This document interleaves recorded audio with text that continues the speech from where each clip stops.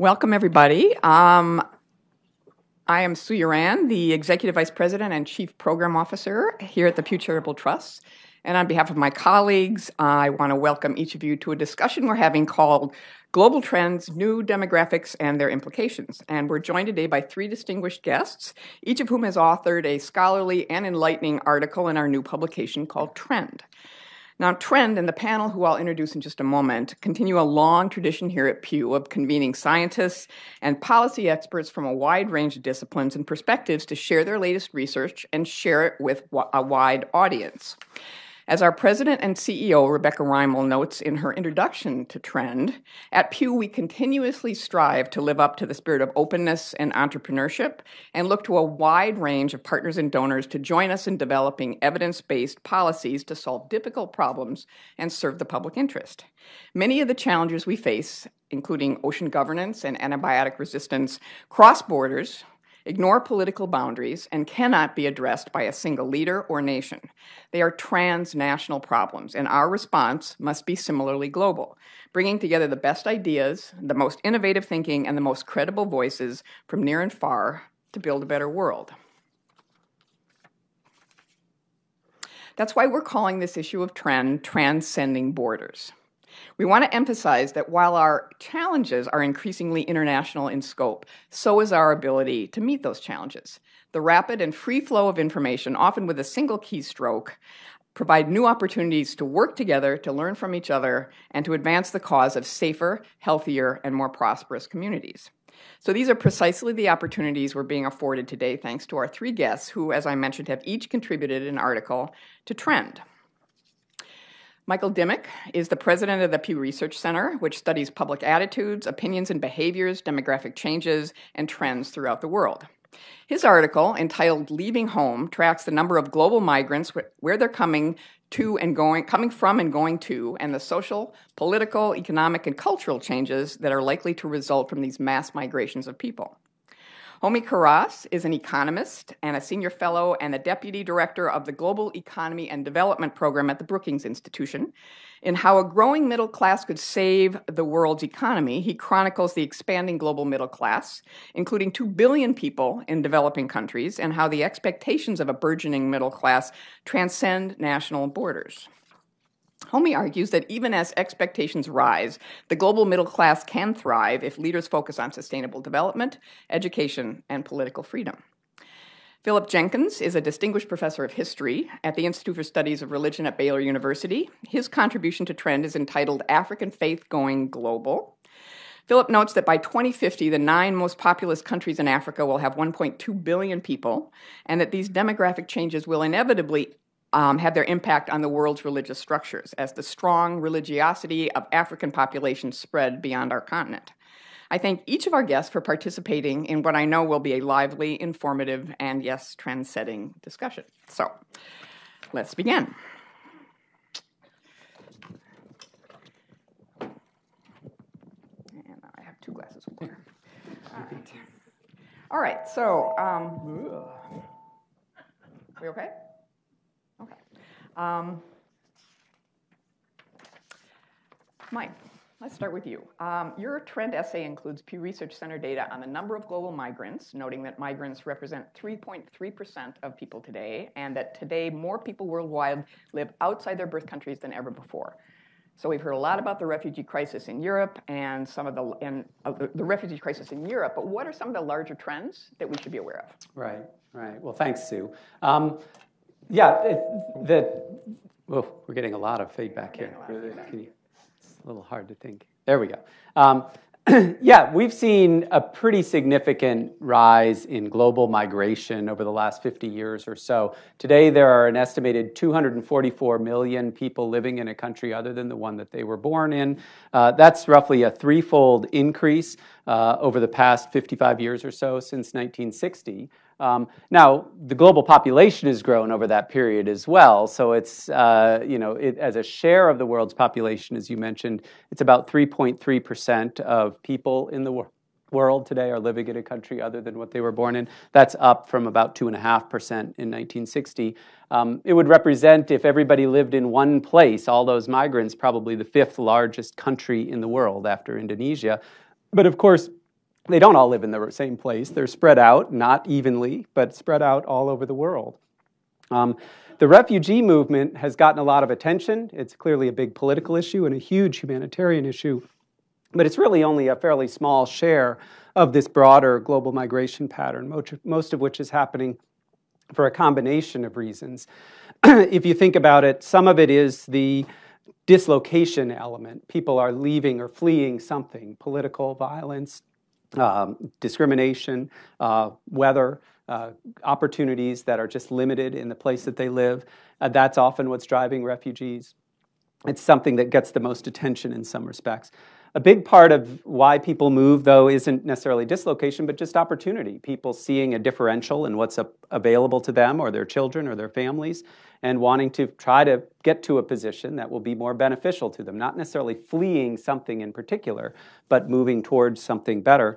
And the key variable in a lot of that, of course, is the cost of doing that, right? How hard is it to move from one place to the other?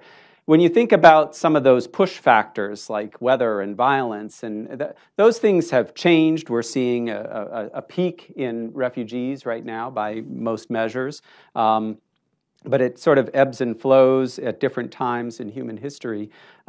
What's new in some respects now is related to that cost factor. You've seen changes in transportation. You've seen changes in technology. One factor that we're interested in is just changes in communication. It's easier to move from one place in the world to another today, even if it's very far away, and maintain your connections to home country, to family, in ways that were very, very difficult even 10 years ago, and much, much easier today. And one of the outcomes of a lot of that is one of the big changes in global migration is it's more of a move today from middle-income nations to high-income nations than it has been in recent history. Some of this reflects that you can move further today more easily, but there's still a cost to it. And some of that movement is coming not just from the lowest income segments of the world, but some of the folks in the middle-income countries who are seeing that opportunity differential. The biggest exporters today are countries like India and China, where there's a growing middle class who sees opportunities for themselves or their children, whether it's educational or otherwise. And you know, that's a big part of what's going on in Europe as well. The refugee crisis, deservedly, is gaining a lot of attention and is an important political issue and raises a lot of concerns in countries. But it's, again, only a small share of that overall net migration. Right. So, Homi, Mike's essay and what he was just talking about now talked about migrants moving for economic aspirations to join the middle class. Tell us a little bit about the global middle class. How big is it? And what kinds of growth trends are we likely to see? So speaking as a migrant who has come to join the middle class in America. I'm not the only one, may I add? In fact, you're almost a majority on this panel. I'm from Minnesota. Right. we'll add you in. Fleeing the weather, but there you go. So I think that, you know, one of the things that we're seeing just now is something which is quite new and quite special, which is that for very long periods of time, up until, let's say, 1980, when you talked about the middle class in the world, you were basically talking about people who were living in Western economies in Japan. So it was Europe, North America, and Japan. Very few people in a real middle class in developing countries. Plenty of rich people in developing countries, especially people who, you know, own lots of or control lots of natural resources, but very few in the middle class. Today, there are probably about 2 billion of them. And that's something which is quite new for those countries. And it's spread. It's in, you know, it's in the large economies in Latin America, in places like Brazil and Mexico. It's obviously there in China, increasingly, although the numbers are still quite small, in India, because India is still, relatively speaking, quite a poor country. But lots of Southeast Asian countries, all these countries like Thailand and Indonesia and the Philippines, you know, these are all people with sometimes hundreds of millions of people in them. And even if the middle class is a relatively small share of the population, when you start to add them up country by country, you start to get some very big numbers.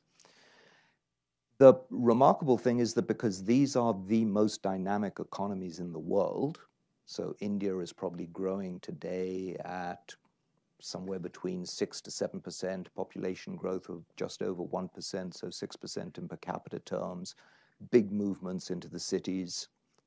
Most middle-class people do actually live in cities, and their incomes increase as they move to cities. That's what makes them middle class. So that's where all of the growth in the global middle class is happening. And we see a real cleavage in the world today between a middle class in developed countries, which is now stressed. The kinds of polls that Michael does shows that they are feeling much less optimistic, much less confident that hard work will get ahead, much less confident in the future of their children. And the middle class in emerging economies, which is massive, 2 billion strong now, growing at somewhere around 8% per year with this combination of urbanization and income growth in their countries, and seeing the world as a very optimistic place, hugely optimistic, life satisfaction booming, their children are getting educated, their mortality rates are pretty much identical now for middle-class populations in these countries as they would be if they were living in the United States or Europe. So from many different points of view, they are enjoying exactly the same kind of lifestyles and comforts as people have been used to in the developed economies. And the question I think that has come up is a question about is there some causality or connection between the advance of the middle class in emerging economies and the stress of the middle class in developed countries. And I think it's convenient to paint that as if it were a close causal connection. And so people talk about, where have all the jobs gone? Well, the jobs have been outsourced to China or somewhere else. I think when you look in more detail, you find that that's probably a scapegoat kind of argument. It's the convenient ability to point your finger somewhere else and blame the foreigner.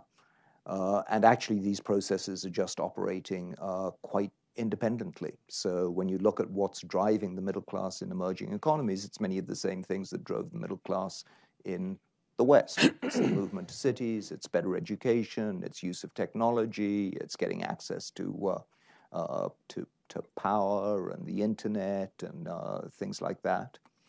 And these people are getting better jobs, but most of their jobs are actually in service industries, not in manufacturing. And then when you look at what's driven the loss of manufacturing jobs in the West, which is where a lot of the decline in the middle class has happened, you see that it has much more to do with technology than it has to do with globalization or these jobs going abroad. And so even though manufacturing as a whole in absolute terms in the world is higher today than it has been in the past, the number of people working in manufacturing is much lower and has been declining over the last 10 years or so. So it's not really because the jobs are being taken away, or perhaps it is that the jobs are being taken away, but the jobs are being taken away by robots, not by other people. All right, Philip, so you say in the beginning of your essay, we can be reasonably sure where the bulk of the world's people will be living in 2050, but do we dare make statements about what they will believe? And you did dare to make statements, correct? So tell us, what can demographics tell us about the growing significance of Africa in the world's religious picture, and what are we seeing today that illustrates this important shift? I argue that there's a very close relationship between fertility rates and the religious faith of a particular society. Normally, if I look at a particular community and I look at its fertility rate, that is the average number of children that a woman will have through her lifetime, I can make reasonable guesstimates about the religious quality of that country, no matter what its religious tradition is. Generally speaking, a stability rate from which the population will neither rise nor fall is about 2.1. Europe, since the 1960s, has pioneered very low fertility rates. And to oversimplify an argument, low fertility rates correspond closely with secularization and the decline of organized institutional religion. If a country has a rate of 1.4, it's likely to be secularizing. If it's a traditional, what we used to call a third world rate of, say, 5 or 6, it is likely to be more traditional-minded in terms of religion, in terms of gender attitudes, of religiosity. And as I say, I'm not just making those as oracular pronouncements, well, I am in this instance, and I try and explain why this is. But I argue that one of the most important changes in the world, and this relates very closely to what my two colleagues here are saying, is that there is a massive disparity between the fertility rates of much of the world and one continent, which is Africa. Africa failed to get the memo about lower fertility rates. Fertility rates are collapsing in some of the most surprising countries. And if it's true that it means that low fertility means secularization, this is very intriguing for a country like Iran, which has some of the sharpest falling fertility in the world and is now roughly on the level of a middle-ranking European country. African rates remain very high, and the consequence of that is an ever larger share of the world's people will live in Africa. By some projections, the figure could be 40% by the end of this century. And it also means that those communities, at least for the foreseeable future, for some decades, are likely to be highly religious. There was a very unfortunate blip some years ago when a Nigerian census showed that 99% of the people of Nigeria believed in God. The next survey, of course, showed it was 100%. And whatever religious tradition you look at, we seem to have this growth. If that's true, then first of all, we see continuing very strong religiosity in Africa, where countries like Ethiopia, Uganda, Nigeria, Congo continue to have fertility rates of around 5.5, very traditional. And of course, that has implications for the style of religion.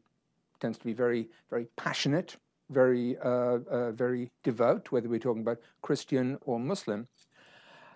But also, you look at a country like, for example, Uganda, and you look and see that in 1950, it had a population of 5.5 million.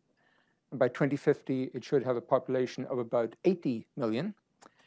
And you think, where are they going to put those people in a country roughly the size of Oregon? And the answer is probably not in Uganda. But the good news is the countries like Italy and Spain will be in urgent need of people to do the jobs and pay the taxes. As a result, there are a great many African migrants around the world. And very commonly, they take their churches, they take their religious practices with them.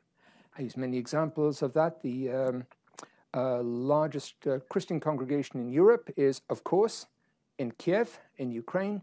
And of course, it was founded by a Nigerian. Anywhere you look in Europe, you will find Nigerian churches in Anglophone countries and Congolese clergy running the mega churches in France or Belgium. That phenomenon of migrant religion, basically, I suppose my point is what happens in Africa does not stay in Africa. So if I was asked, I suppose, the most important trend in the world today, then obviously I would look at these issues of migration and the growth of the middle class, which are absolutely indissolubly bound with these demographic trends. But I would say the most important one is that African rates are so much higher, and that corresponds to faith. In 1900, there were 3 Europeans for every African. By 2050, there will be 3 Africans for every European. But that figure is misleading because among the Europeans, it counts a lot of African migrants. So by 2050, Christianity, for example, will be a religion of Africa and the African diaspora, and people like myself, non-Hispanic whites, will represent about 16 or 18% of the world's Christian population. That's quite a revolution. It has many elements, but I think the demographics and particularly fertility rates are a leading element of that. Well, let's talk about the policy implications of some of these trends. Mike, you're given your research, what can you tell us about public opinion about migration and immigration here in the United States? Yeah. Well, it's a deeply tense issue, and you see obviously a lot of intense concern about immigration and migration that's not always linked to the actual, let's say, facts on the ground. While net migration from Mexico has zeroed out, if not reversed, over the last 10 years or so, we're seeing it pop up as a huge touch point in political conversations and concerns that the middle class in America has about the economic and cultural impact on themselves. I think in the U.S., you've seen a general movement towards openness to immigration at a general public level. The share of Americans who see immigration as a net plus to our country culturally and a net plus to our country even economically has been slowly ticking in an upward direction of seeing diversity and immigrants as a positive to this country. The latest poll we did just earlier this year, 59% told us that migrants to the U.S. do more to help the American economy with their hard work and talents. Only 33% said that it's a burden on our economy because of their impact on jobs and social safety net and so forth. That is a very generationally driven phenomenon, but of course the generational phenomenon is also a racial and ethnic phenomenon because the youngest generations are the most diverse and the most impacted by the big waves of immigration over the last 20 to 30 years, particularly from Latin America. I think a lot of these same stresses and strains in the U.S. are apparent in a lot of other developed nations. You see it playing out in Europe. You see the Brexit vote, not to get ahead of the conversation, reflecting a lot of those same concerns and tensions, often linked to a combination of security concerns about whether it's potential terrorism or crime, which you see resonate with some folks related to migration, whether it's economic concerns about jobs and impact on the national economies, or whether they are cultural concerns about what it means to be American, what it means to be British, you name it. Those things are hard to pull apart because the people who feel concerned about immigration's impact on their nation tend to express a lot of those concerns mixed together, and it's very hard to piece apart how much of it is economic threat, how much of it is security, how much of it is cultural. Homi, you wrote about the impact of the rising middle class on global climate change. Is it going to create more stress, more global climate change problems, or is there a silver lining, perhaps? Well, I think the immediate thinking is that this will inevitably be more stress. I mean, what does the middle class do? They buy cars, they buy houses, and there's just more power generated, etc. But I think that there's an interesting phenomenon, which is that they also have far fewer children, and it comes straight back to this question about Africa. So, yes, African fertility rates are now, Africa is really the only place in the world where fertility rates are at that kind of really high levels of, let's say, above, 4 or 5. Everywhere else it's come down, and it's come down as a consequence of moving to cities, urbanization. You don't have that much space to have that many more children, higher income levels, and better education, especially, as it turns out, secondary education of girls. If girls have more secondary education, they tend to have far, far fewer people. And this is true within every country when you look at the the fertility rates broken down by the education of women. And it's true across countries and those that put more emphasis on education. What's remarkable, I think, is just the size of some of these numbers. So I was looking at the difference between high fertility assumptions and low fertility assumptions, some of which is linked to whether the middle class actually develops or doesn't develop.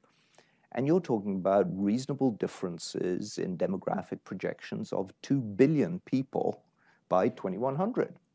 So the low fertility projections are 9 billion people, and the high fertility projections are 11 billion people by 2100 in this, on our planet. And most of that is to do with a few large countries.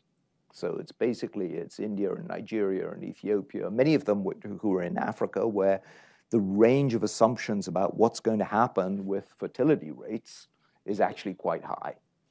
So that's really, and then you have to ask yourself this question: do we think that it's going to be easier to get to the level of emissions, carbon emissions, that we think we need, which is actually close to zero net, in a world of 9 billion people or 11 billion people? And I would argue that it's going to be much easier in a world of 9 billion people. And we're not going to get to that world by forcible means, shall I say. So let's get to that world by voluntary means. And most of those means do have to do with how do we actually create the conditions where people want to have smaller families and then have access to the kind of healthcare that would enable them to have those smaller families. And that has to do with all of the things that we talk about as the middle class and the evolution of the middle class and what a middle class family looks like. So I think, it's what's interesting to me is that in all of the discussions at COP21 in Paris about climate change and what's happening, there wasn't a single mention of education. No mention of fertility. All these things are thought of as being trends that are happening as, almost exogenous. They're written in stone. They just happen. There's somebody at the UN who cranks out these numbers, but we kind of know what's going to happen. We don't. And, once we start to have these relatively longer time perspectives, that's when you need to start to really think about how do we drive and change demographic changes, including how do we change people's behavior. So back to Africa, if you sort of, the projections that you're looking at, how much do they shift based on sort of how you think about secondary education provision for girls, for women in particular? You mentioned the high and the low fertility projections. One of the interesting things that has happened in the last decade is that the projections for Africa have veered consistently now to the high. People were hoping that the great shift in fertility rates would happen. They're now saying, no, not for another couple of decades, which is why we're getting these extremely high rates. One of the odd things about many African countries is you are getting a lot of real middle-class growth. You're getting a lot of real development in a country like Ethiopia, for example. But what's interesting is that you would think as more and more women are drawn into service industries, they're drawn into the workplace, that you would get a very steep fall in birth rates. And you're not. It's not yet managing to overwhelm those deeper underlying traditions, which is strange because it is in so many parts of the world. You mentioned India. Half the states of India now have fertility rates which are comparable to that of Denmark, which is extremely strange. And the other half are working very hard to counteract this. But that is one of the strange things. I'm sure that in Africa in 20 years, you will get this shift. But by that point, there will be, what's the present estimate, 2.2 billion Africans by 2050. Oh, and that then also has other implications, which means that we are now living in the greatest ever age of urbanization, and it's going to be in Africa in the next 30 years. Did you want to jump in? Sorry. Yeah, no, I just wanted to say that, at least for me, one of the big hopes is that the progress in infant and child mortality now, including in Africa, has been really dramatic. And that's only really happened in the last 5 to 10 years. Yes. And that is sometimes an early marker of when the demographic transition will happen. Yes. So, and this is happening, incidentally, in pretty much across the board. So it's happening for the first time in very poor countries. And it's associated with things like vaccination rates and bed nets and, you know, all of the fairly simple technologies that we now know really work for bringing down mortality rates. So if that happens, then maybe we'll start to see some of these, some of the changes in fertility rates that have long been hoped for. But of course, it's got to be accompanied by all kinds of other things. And there's been so much focus in the world on basic education, basic needs. But if you really want to affect demographic changes, you've got to talk about secondary education. And of course, secondary education has to follow from basic education.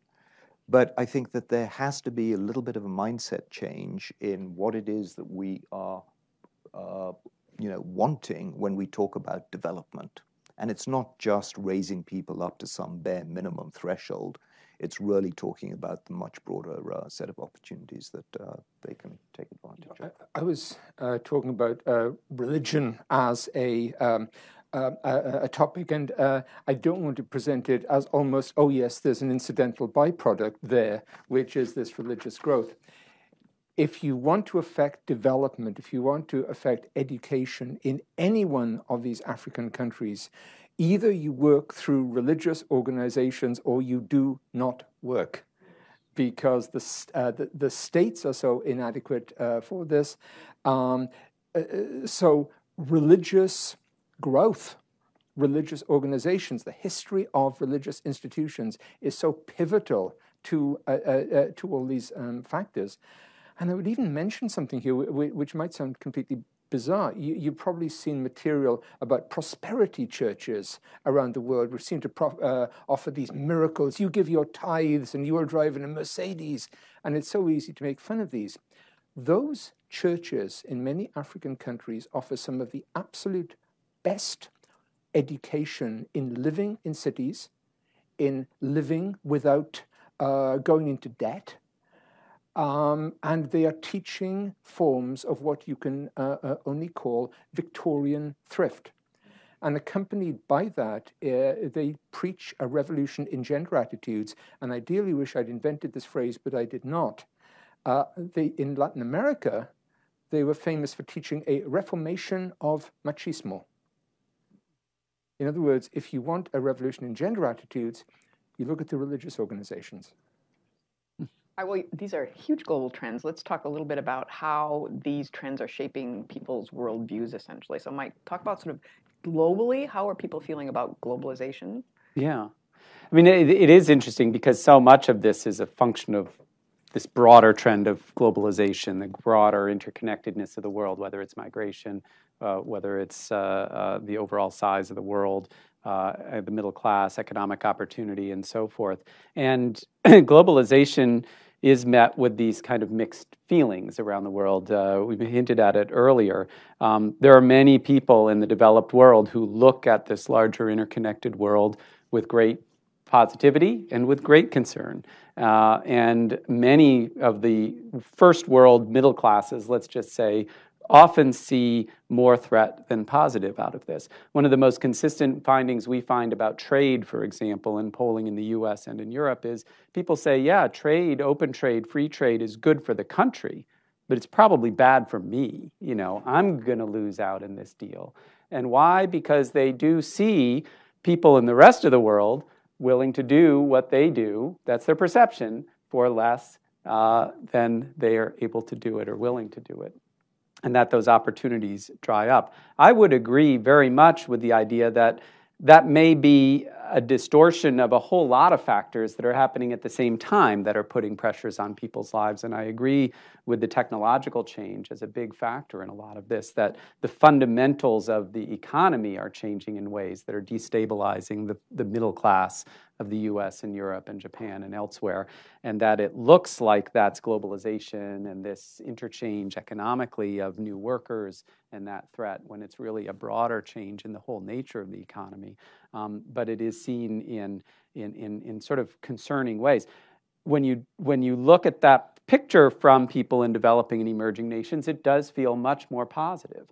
We consistently find in our survey work around the world, global public seeing very positive outcomes from more integration with the rest of the world, that it inherently increases opportunity for people in their countries. Very positive views of countries like the US and China. It's not political us versus them to folks in Africa. They love the Chinese coming in and investing and building infrastructure. They love the Americans coming. They take the politics out of it. We just like the lift that it gives our economies, the opportunities that it builds. And you also see it playing out with the migration story. There is a lot of discussion about the impact of migration on the receiving countries and the political and cultural and economic strains that can raise. But it's also a very interesting issue from the perspective of the sending countries, the countries that are probably shipping, more people are leaving than coming in, let's just say, because that raises its own sort of political and social tensions. There are concerns in some countries about this so-called brain drain, right? That people are getting educated up. They finally get to a position where they could afford to go to a place like the US or the UK, and then that country is losing out on those top earners or that highest potential. But there's a flip to that, and many countries have sort of embraced emigration as a part of the overall economic development of their countries, and try to find ways to retain those ties with people, even if they do emigrate and move to other countries, making it easy, for example, for people who may not live in your country anymore to still vote in your country, to still feel connected to your country. And sort of one economic story that's received some more attention recently are global remittances, the share of people who leave countries, work in other countries, and are sending money back to usually their family members. These are often look like small amounts on an individual level, but they aggregate up to huge amounts of money that's going from largely, high-income countries back to middle and lower-income countries, on the order of an estimated $600 billion last year in these sort of person-to-person remittances, exceeding the amount of money coming from global aid from these first world countries. So you're seeing a lot of sort of dynamics around this from both the sending and receiving side. Homi, in the wake of Arab Spring, there was a sense that the growing middle class would really drive more openness, more political freedom. What would the data tell us about what? I think, interestingly, the hope that the middle class would somehow usher in an era of kind of, liberal democracies is more a wish than really based on evidence. And you've got as many middle classes. The middle class tends to enjoy stability. They want to have a stable economy. They do take a long-term view of things. They want to be able to save. They want to work hard. They want their children to be educated. All of these things have their impact over long periods of time. And so what we've seen is actually there are quite a few autocracies that promise that stability and deliver that stability over long periods of time. And the middle class can be perfectly happy and content. And so there are people who write about the so-called authoritarian bargain, where an autocracy basically promises stability and generates conditions where there can be at least some improvement in people's lives, but don't, in return, don't grant any additional political freedoms. That tends to be quite damaging in the long run for economic growth because it squeezes out innovation and inventiveness and entrepreneurship. But for several decades, it can be quite a viable strategy. And I think what you saw in the Arab Spring was, to some extent, exactly that. The middle class in some of these countries, like Egypt, basically backed off from the revolutions that they helped to instigate and came back saying, oh my goodness, what we actually really want is stability. And so, they have returned to a situation where you have probably a much more stable but more autocratic government. And you see that same trade-off of autocratic governments promising stability in many countries across the world, including many countries in Africa, and where leaders who originally might have been elected on a popular platform are constitutionally extending mandates and terms and things like that, and believing that they are the only people who can deliver the kind of stability that would take them there. And there are some models where this can be very successful over long periods of time. And some people point to Singapore as a country which has essentially had a fairly tight control, certainly politically, over the country's future, but has delivered extremely well in terms of economics. And obviously, many people talk about China in exactly the same light. But it does put increasing strain on those autocracies. I mean, that growing middle class is more engaged. They're expecting higher quality in terms of constantly deliver infrastructure, more education, and more, right? and raise your the game demands all are there, the time. right? So it causes an evolution of that autocracy, it certainly does. but not necessarily democracy. Yeah. How about people of different faiths? How are they viewing these larger global trends? Oh my, very hard to generalize about that, because so many different examples. We talked about the reaction to globalization. I sometimes argue that if you want to understand what we call, Islamist terror around the world, you get this wonderful paradox where the movement is so driven by hatred, resentment, resistance against globalization by people who failed in the process. And yet the way they stake their claim in it is by using the most sophisticated, globalized technological forms. That's such a classic paradox. Mm-hmm. Why don't we take a minute or two and maybe see if there are questions from the audience? And could you introduce yourself? And I think, do we have a mic coming? The Panama Papers sort of reminded us all about a global set of interlocking but sometimes disconnected tax policies. So I wondered if you guys had thought at all about what the implications are at that level. I mean, we see the OECD trying to harmonize things. Where might this take us? I mean, it's interesting. From an economic perspective, that increasing global integration can create a lot of strange dynamics for countries to play games with taxes or find people to find ways around them.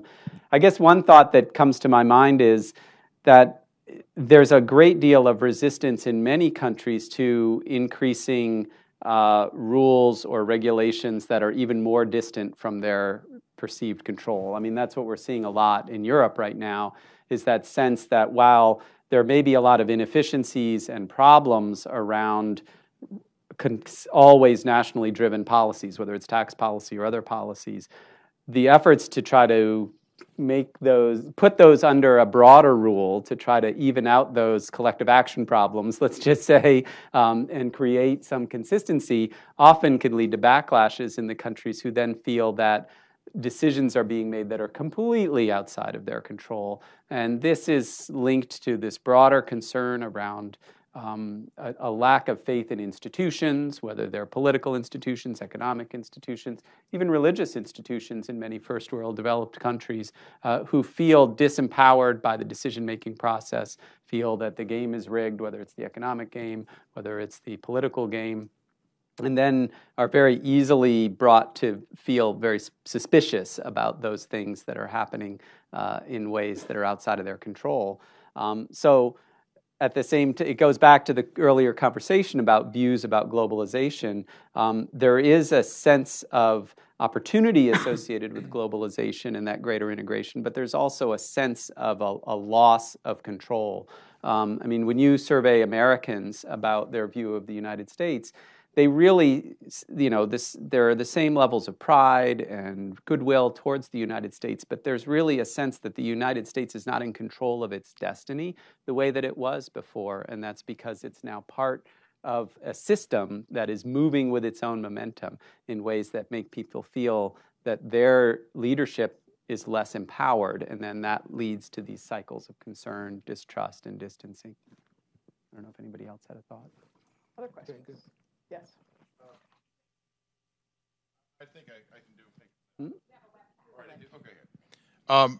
I'm Fred Michel. I'm an historical researcher, and I'm getting a lot of feedback from my friends in Europe, particularly those in France, Germany, and Sweden, that these countries are apprehensive, and let's put it politely, about losing their cultural identities. Yeah.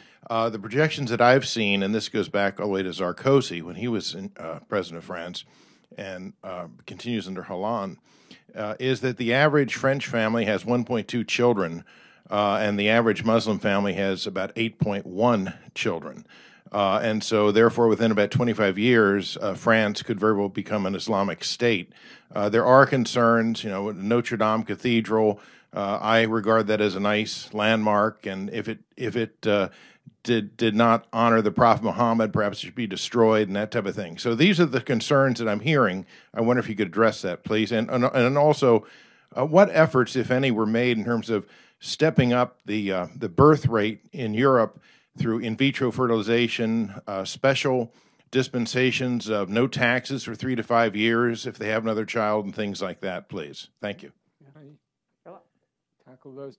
One of the most important things that's happened in recent years in Europe, and you get this in all migrant societies, the first generation of migrants always have extremely high fertility rates. There's a reason for that. They tend to be young, active, and the sort of people who move a lot, so they tend to have lots of kids.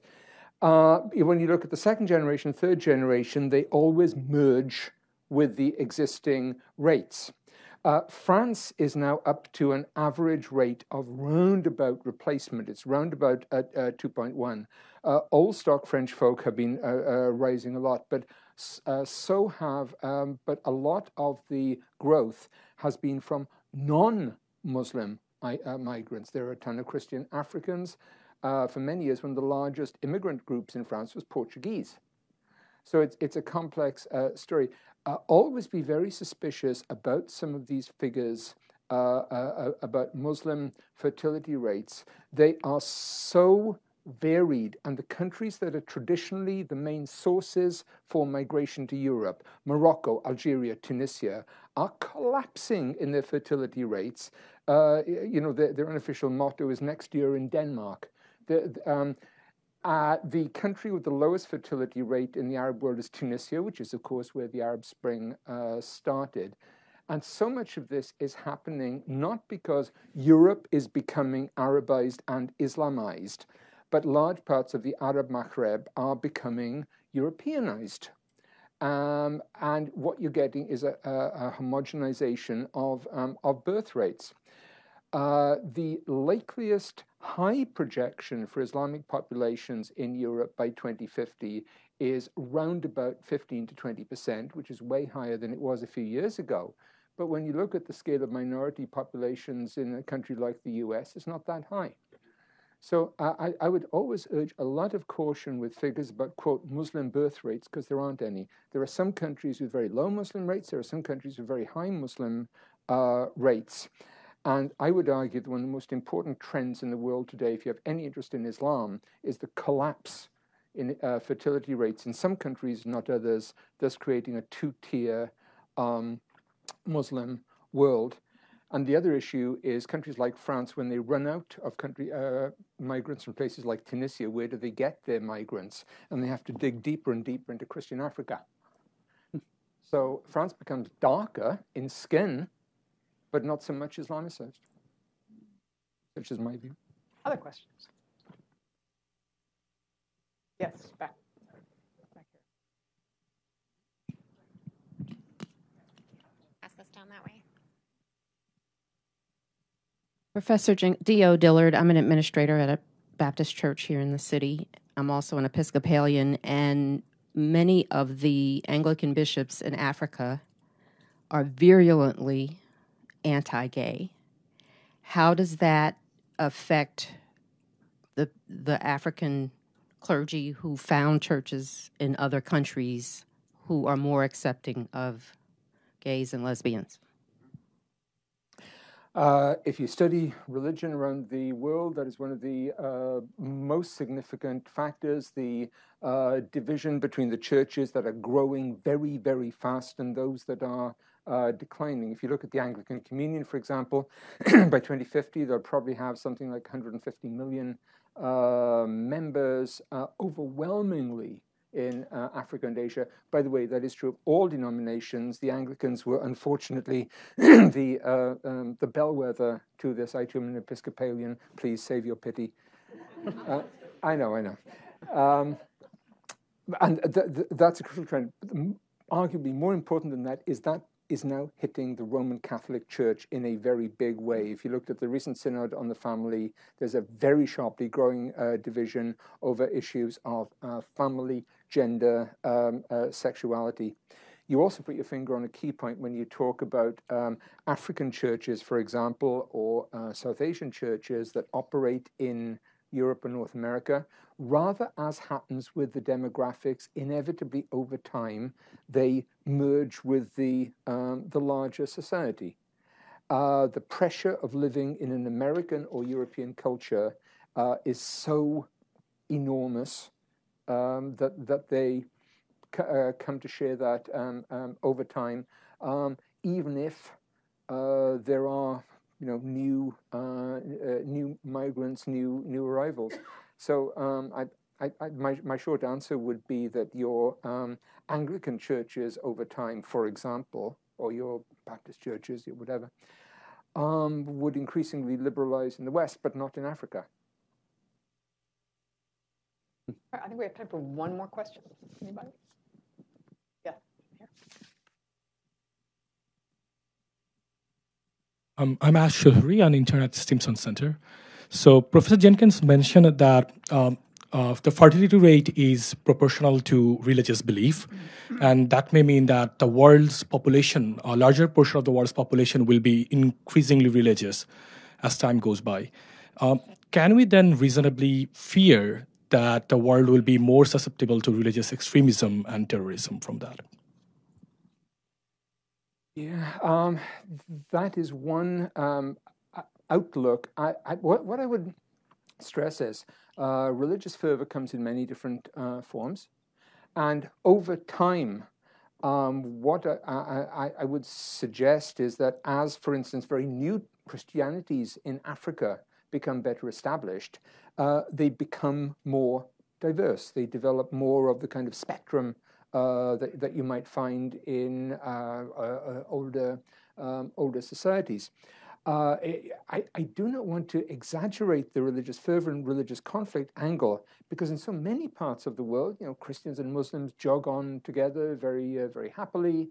Particularly in large sections of Africa, there are some countries in the world, some specific countries that do frighten me greatly. The obvious country being Nigeria, a country that by the third quarter of the century could theoretically have 400 million people, not to mention a very large diaspora around the world, and appears to be 50-50 split between Christians and Muslims, who traditionally have gotten very well, but in the age of Boko Haram and similar groups seem to be heading in a very difficult situation. In some ways, Nigeria is a very good example to draw so many themes together here, because that is one of the great diaspora countries, and it's also one of the classic examples of a surging middle class, which often expresses its aspirations through new civic institutions and religious institutions. But so I hate to end this on a pessimistic note. With that, we will be having a reception downstairs on the 9th floor. You are all welcome to join us, continue the conversation with our panelists and with each other. So let me thank the panelists and thank all of you for coming.